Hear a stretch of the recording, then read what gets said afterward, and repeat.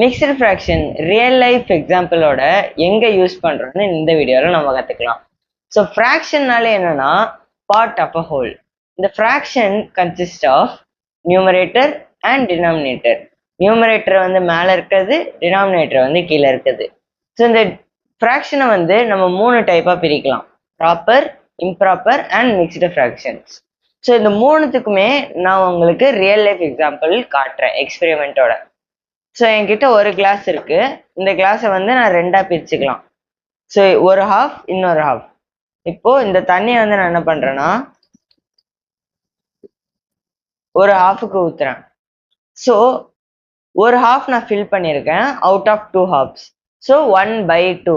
இது வந்து proper fraction. ஏன்னா நியூமரேட்டர் வந்து டினாமினேட்டரோட சிறுசா இருக்குது. அதுவே நான் இன்னொரு கிளாஸ் எடுத்துக்கிறேன். இந்த கிளாஸ்ல வந்து நான் ஃபுல்லா ஃபில் பண்ணிடுறேன் ஃபர்ஸ்ட். அப்புறம் வந்து என்ன பண்றேன்னா இதையும் அதே மாதிரி 2 பார்ட்டா பிரிச்சிருக்கோம்.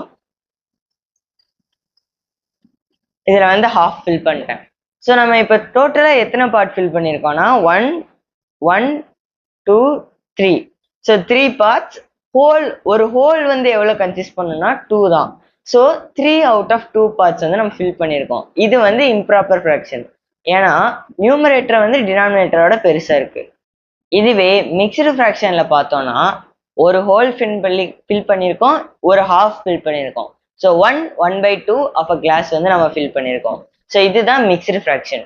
இந்த மிக்ஸ்டு ஃப்ராக்ஷன் ரியல் லைஃப்ல மோஸ்டா யூஸ் பண்ணுவோம். ஏன்னா இப்போ நான் உங்ககிட்ட போய் 3/2 கிளாஸ் ஆஃப் வாட்டர் வந்து என்கிட்ட எடுத்துட்டு வான்னு சொன்னா உங்களுக்கு புரியாது. அதுவே 1.5 கிளாஸ் தண்ணி எடுத்துட்டு வானா உங்களுக்கு ஈஸியா புரிஞ்சிடும். ஸோ ரியல் லைஃப்க்கு வந்து மிக்ஸ்டு ஃப்ராக்ஷன் தான் மோஸ்ட்லி யூஸ் பண்ணுவோம்.